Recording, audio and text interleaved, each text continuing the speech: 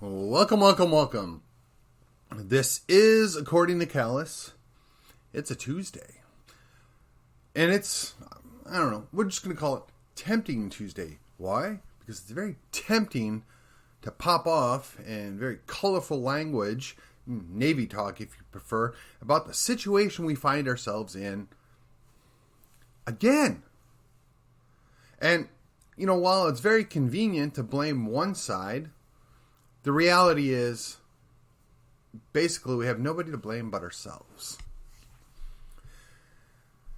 If we haven't learned from the last time this stunt was pulled, when are we ever going to learn? And just because some tense or terse letters are sent out or somebody's beating their chest saying they might do something is meaningless. Because words without action are meaningless. They're merely just throwing stuff out into the ether. You're showing yourself to be ineffective. And how does that play out? And how did we get here? Come join me on the podcast. It'll be down below or up above, depending on what you're looking at. Now, I'm going to be on episode 91 of my podcast. And for those of you that care, it is on Spotify. It's on YouTube. It's on iTunes. It's on, I guess, Stitcher. And iHeartRadio, and, of course, Podbean. Podbean being the home of According to Callus. So please, take the time, like it, share it, whatever. I'm here to spread the wealth. And I'll see you on the other side. How's that for an intro, right? So, for those of you who are unaware, once again, a bunch of children fled the state rather than fulfill their duty. Or that's at least what we're told by the people on our team. The reality is, there's more to it than that. The reality is, there's more blame to go around. The reality is, this is entirely preventable. So, let's back up just a second. So, back in November, Commie Harris and Sleepy Creepy Joe apparently got 80 million votes. That's the story we're told. And lots of people have been upset about it. Lots of people, went and did their social media warrior stuff, right? And there's been people poking on both sides, and there's, all this stuff going on. And there's a whole bunch of judges that refuse to really delve into it. However, the 5 states that were in play are doing some form of audit right now. The losers didn't quit and go home. No, they're following the process. They're doing what needs to be done to prove it up. So, if after the audit it's found that, that was actually a legitimate outcome and there was no statistically different funny business from 2020 versus 2016 or 2012 or, however far back you want to go, it's within the statistical norm of cheating or fraud. Okay. Then everybody will say the giant mea culpa and remind the Donald that he actually lost. I'm not saying that's going to happen. I'm not saying that I think it's going to happen. I'm merely stating that I'm guessing the majority of the people that think that there was shenanigans afoot, myself included, would be the first to line up when there was absolute proof put out indicating that no, there were no shenanigans afoot, and say, you proved us wrong, we move on. However, on the flip side, when you fail to take seats and you don't have a majority and you don't like something that's going to be happening, if you're at all interested in doing the job that you took an oath of office to do, you ought to show up and you ought to fight. And if you lose with some dignity. You lose with some class, and you live to fight another day. But apparently, we have decided to relive what happened in the last redistricting fiasco. And I don't remember if it was in 2010 or 2000, because quite honestly, it's been a long time. I want to say it was when Rick Perry was in office, so I'm going to say it was 2010. And they all fled to Oklahoma. And we really didn't do anything about it. And we acted surprised when it happened. And by we, I mean the state of Texas. And so it's not like they didn't telegraph what was going to happen this time, right? It's not like the game wasn't afoot. Now, before we completely castigate this action, right, this strategy, let me acknowledge that there is something to be said for breaking quorum to stop bad things from happening. There is something to be said for using Robert's rules to, prevent things from being railroaded. But I think it's also safe to say that that isn't what's happening here. But there are instances where that stuff could happen or may happen. So the only option you have when you're in the minority is to just simply not participate. Don't go play ball. I don't think that's a valid long-term strategy, but if it's used as a temporary measure, I can at least respect that.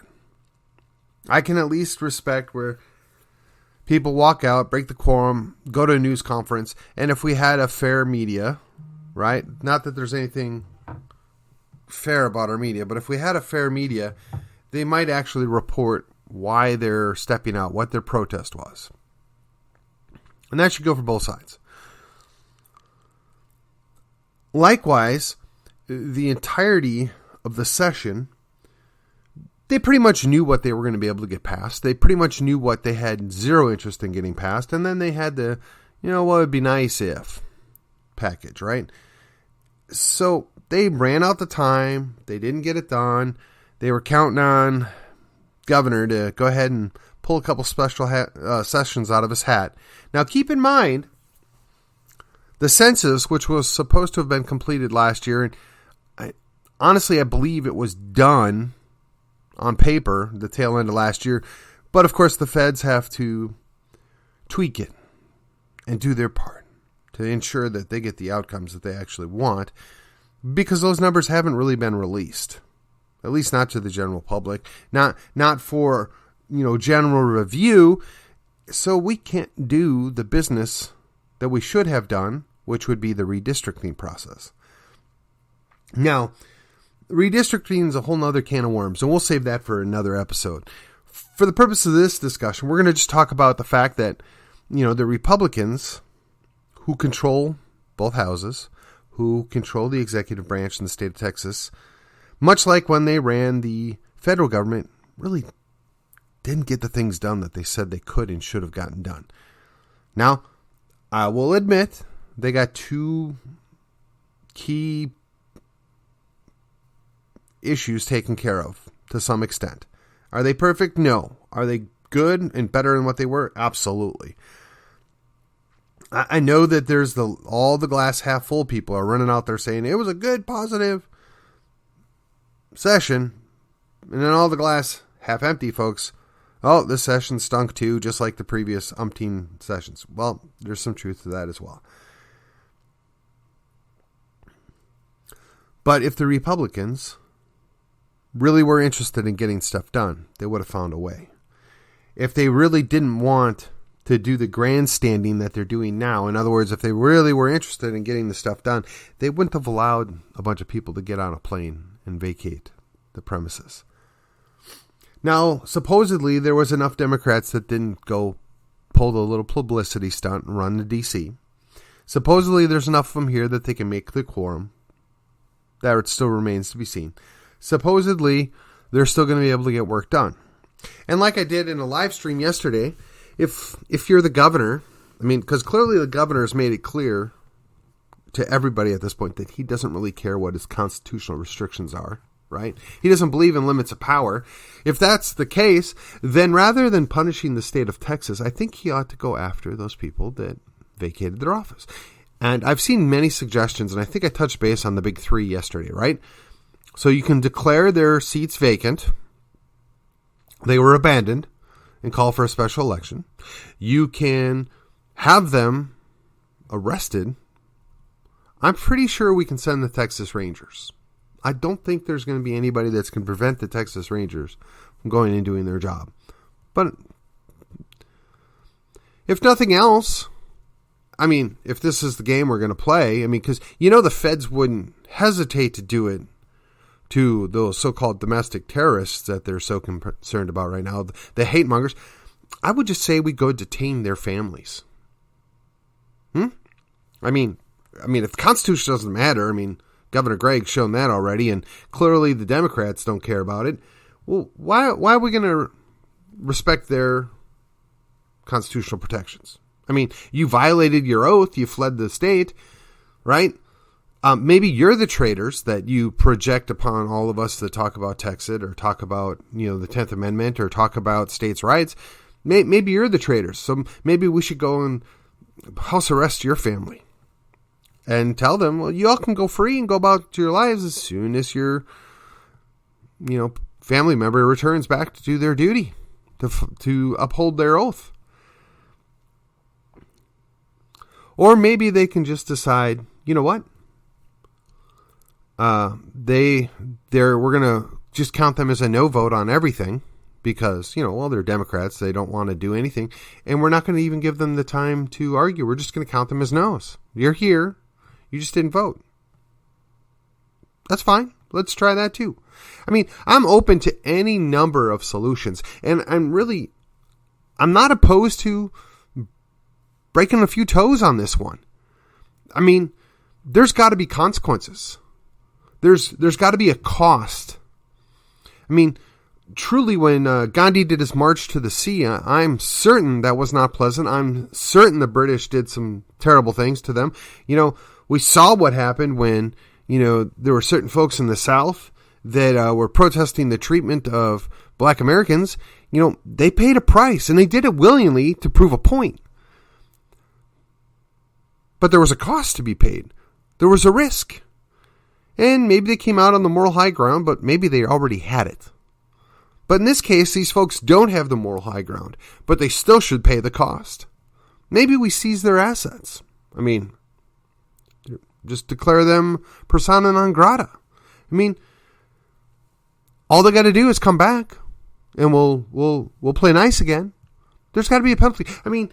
Even in the run-up, or actually I should say, there is historical precedent for this abuse of power, but it exists. Look at what John Adams did to people. Look at what Abraham Lincoln did to people. He arrested people that were elected representatives because they opposed him. He deposed an entire state legislature because he didn't like what they did. The abuse that we have tolerated in this country is enormous. Just look at what we went through the last 18 months. So at this point, I'm kind of willing to play a little fire with fire. Now, again, Governor Gregg has shown no fidelity towards the Constitution. He's, honestly been a huge disappointment in my opinion. But if he wants to redeem himself, if he wants to show himself, worthy to stay governor, not that he would sell it to me, but it would at least be a strong argument on his side, do something. Put up or shut up. Put a cost on this behavior.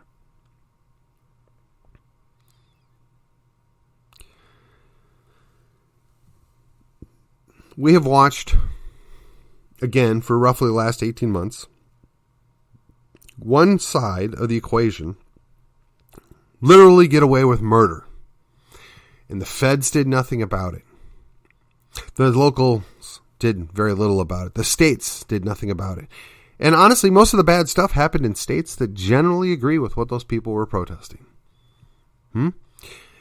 There's a segment of our society that would love to take on full-on socialism. Full-on communism. Hey, we're Marxists at heart, right? That's their frame of reference. And honestly, hey, you are welcome to have the entirety of the state of California. I'll gladly give you west of the Cascades in Oregon and Washington.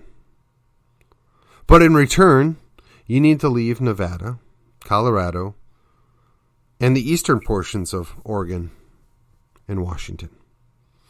Indeed, I'm willing to let you have, I don't know, the eastern third of Pennsylvania, the entire Northeast, and most of the coastal East Coast, save, I guess, Georgia, South Carolina, and Florida, right? I mean, Virginia's already basically lost, although they could potentially lop off the top part of Virginia and give it to Maryland. I mean, it's a lot closer to them philosophically speaking. In fact, ideally, that might be best. Break Virginia into two different states. You know, there could be North Virginia that gets merged in with Maryland, and the bottom part of Virginia can, you know, join with North Carolina. I mean, it's sad to see that happen to Virginia, but, I mean, it might be what's best for the country, right? So we'll give you the entirety of the Northeast. You go take that, you can make it into your communist, utopian paradise. And for you guys stuck in New Hampshire, I'm sorry. You could secede from them if they'll let you, but, you know, that's the problem with progressives. That's the problem with Yankees, is they think they know how to run your life better than you do. And they're going to make you do it. So, I feel bad. I really do. And I encourage you guys to try. But if you don't, I mean, there's a whole lot of other states you can move to. And just, you know, because I'm in a giving mood, you know, for the folks in blue, we'll chop off the bottom part of the toe of Louisiana where New Orleans is, and we'll make that your southern outpost. How about that? So you can have the warm fun in the sun and even get a port out of it, right? Now, you don't get to control the Mississippi River, but you can have one bank. Now, I think that's fair. I mean, you get almost the entirety of the West Coast, almost the entirety of the East Coast, and we'll even give you a port on the South. Kind of like maybe West Germany, or Macau, or Hong Kong. Only in reverse, because, you know, you guys want to be the Cuba of the North. Well, you can have it. I mean, the Cubans don't even want Cuba anymore, allegedly. I mean, we'll wait and see what happens there. But the rest of us, we just want to be left alone. We don't want to be bound by your Yankee progressiveness, right? We don't need to be told how to live. So, I mean, these are all things that could be addressed if only people would sit down at the table and talk like adults about probable and possible solutions. Now, I know this might be a temporary flight of fantasy on my part that, you know, we're never going to break the union up, but the union's been proposed to be broken up since the 1820s, 50 years after it was created. The union was supposed to be equal and free in separate states, and it clearly is not. So as Texas deals with its issues, right, we're being held hostage by essentially Austin, San Antonio, Houston, and Dallas.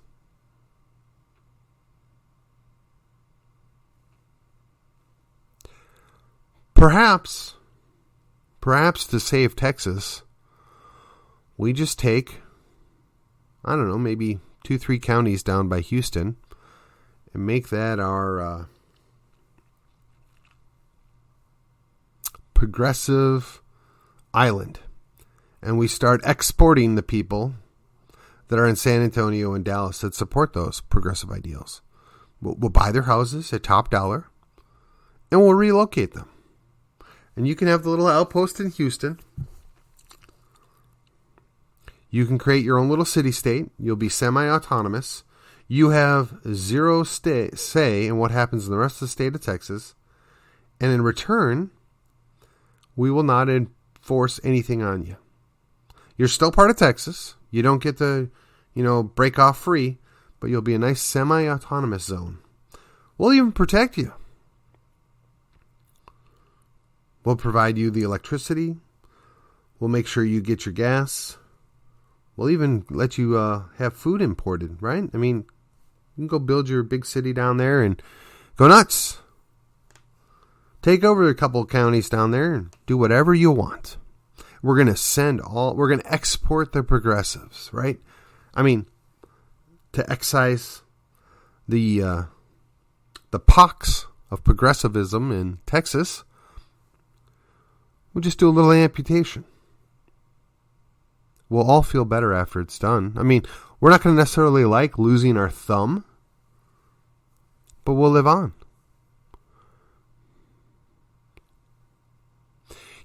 There are so many things that could be done if only people would be adults and come up with solutions and not be worried about what an attorney says you can and cannot do, not be worried about what the feds say you can and cannot do. We're a sovereign, independent state. We should be able to make the rules on how we govern our own state. And I have zero problem with giving progressives an outpost, a semi-autonomous zone. And if that's where you want, then you go there. We're going to send you there free of charge. You get to go there.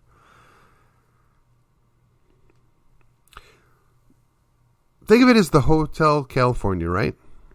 You can check out anytime you want, but you can never leave. If you choose to join the progressive Houston enclave, so be it. It could almost be like Guantanamo Bay in reverse, right? Cuba's a hellhole except for Guantanamo Bay, so we're going to just say Houston is the progressive hellhole. So go to Houston, progressives. You'll be happy. As a matter of fact, we'll even export Governor Gregg there. And he can rule over you since he doesn't seem to care about the Constitution either. And we'll give you your choice pick of any mayor, state elected official. In fact, I would encourage you to take George P. I mean, he wants to run for elected office. You guys can make him the Inspector General or something. Who knows? Don't care. And of course, I'm not being entirely serious here, but it stands to reason. It's tempting to think of all these probable solutions and just how aggressive and how nasty you could get in a fight. And it sounds really good. It does. Until you think about it. I really don't want to be in a country or a state that operates like that. I really don't want for people to feel like their only out is to run to another state or another country. But I acknowledge that some people are going to feel like that no matter what we do. So we give them an out. I really don't like the idea of going after people's family. I mean, even the Bible's pretty clear on this, right? I mean, the fathers are not guilty of the sins of their sons, and the sons shouldn't be guilty of the sins of their fathers. Unless, of course, you believe in CRT. Well, then, I'm clearly guilty for everything that ever happened before me by somebody that had skin that was similar to mine. Clearly. The reality is, people should be treated as individuals, not lumped in groups. People should be given the opportunity to think for themselves, not be told what to think.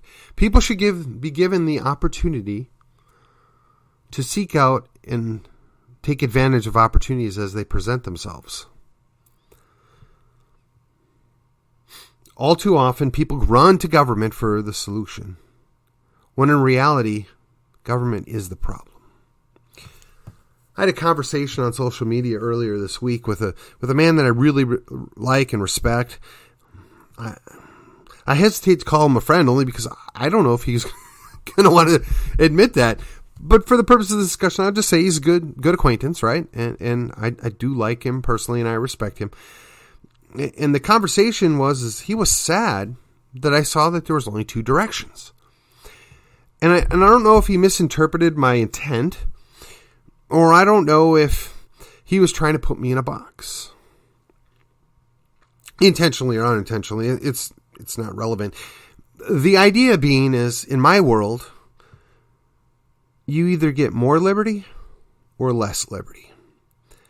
And they correspond almost exactly with more government or less government. And every time you run to government to solve a problem, they not only don't solve the problem, they make it worse and create several more.